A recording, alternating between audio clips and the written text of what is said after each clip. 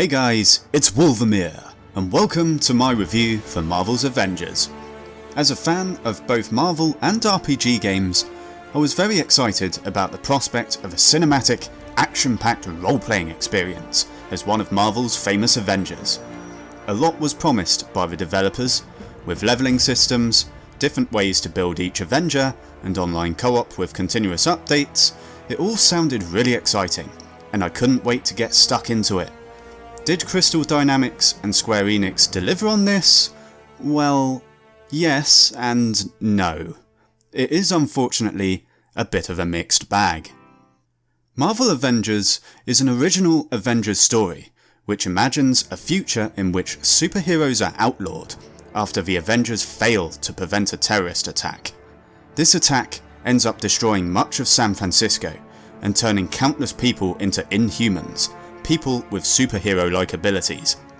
The story itself revolves a lot around Kamala Khan, i.e. Ms. Marvel, an Inhuman granted polymorphing abilities as a result of a terrorist attack, as she attempts to bring together the disbanded Avengers and get them to unite against the main antagonist of the game, MODOK, and his evil militarized corporation known as AIM.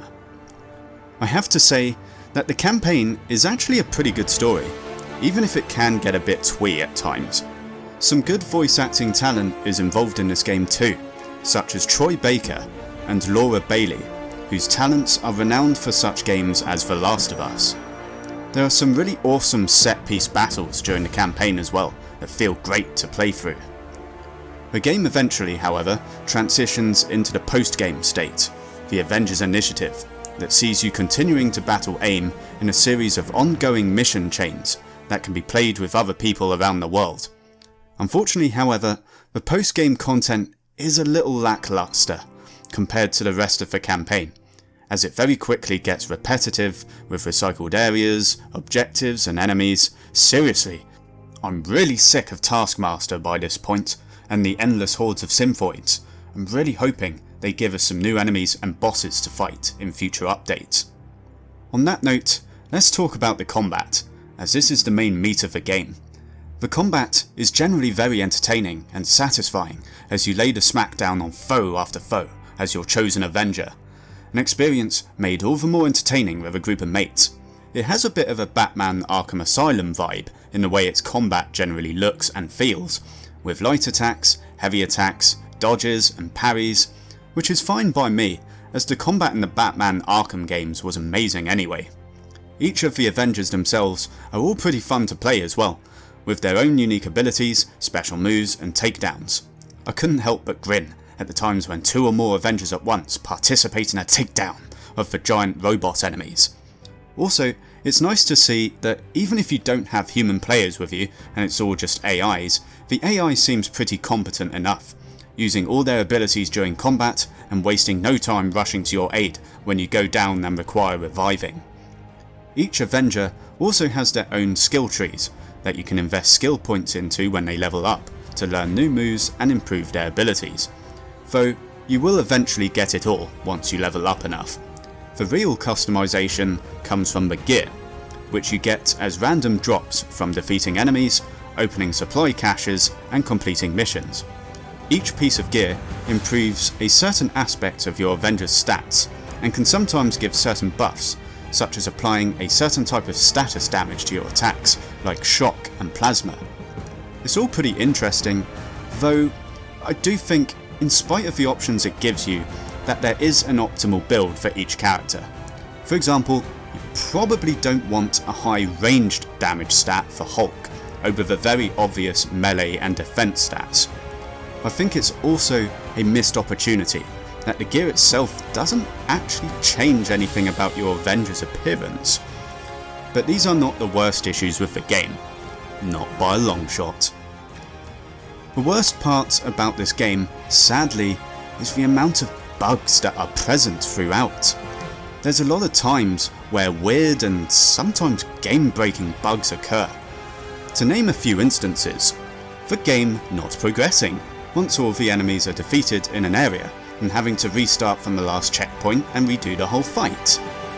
Enemies suddenly going invisible or getting glitched into scenery mid-fight. the game's camera getting locked into an unplayable view, requiring you to restart from checkpoint. And the craziest one that happened to me, this one right here, where I got downed and I needed to be revived, but I was still able to fight, and enemies ignored me entirely until I killed them all. The game then proceeded to crash in a permanent loading screen. Lovely. Also, when a lot is happening on screen during combat, the frame rate tends to drop at times and it can become a very choppy experience.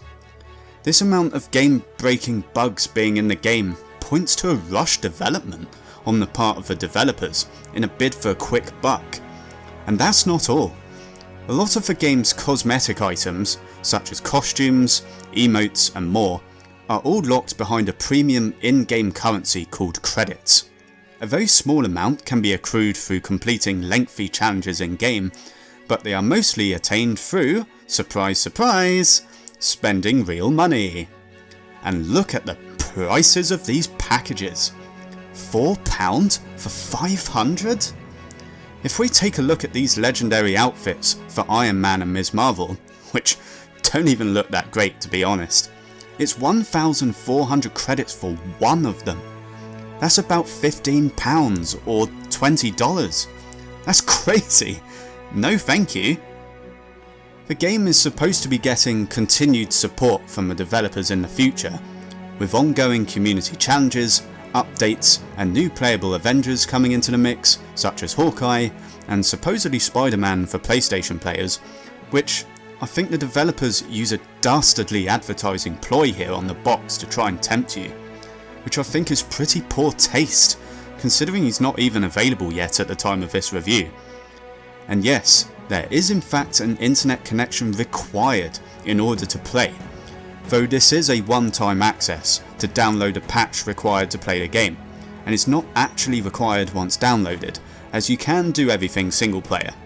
The reasoning for this is linked to the current state of the world, but if you ask me, I haven't seen other games having to employ such measures, and it's just more evidence of rushed and poor decision making by the developers.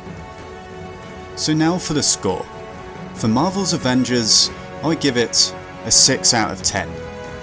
I really want to like this game, and I think a part of me does, as I do personally enjoy the gameplay, the levelling and the campaign. But with so many bugs still left in the game, and the very clearly rushed final product and money grabbing strategies being employed here, I have to punish the score a fair bit. If the developers had simply ensured the game was bug free, it would have pushed the game up to at least a 7, maybe even an 8. To improve it further, we just need more of a reason to keep playing the post-game content, as the main campaign is too short, clocking in at about 10 to 15 hours, and what is on offer in the post-game is just too repetitive and unvaried to keep me playing for too long personally. We'll have to see how the game looks once updates start coming in, but throwing an unfinished product out the door at launch and fixing later is never going to look good. It's a shame, considering that this game had so much potential. And that about wraps up this review. As always, if you found this video helpful, do be sure to like and subscribe for more videos every Friday. Also, consider checking out my Twitch channel, where I stream Smash Bros Ultimate and more every Monday and Tuesday at 8:30 PM GMT. This has been Wolvermere, and until the next one folks, stay cool, stay safe, and keep on gaming.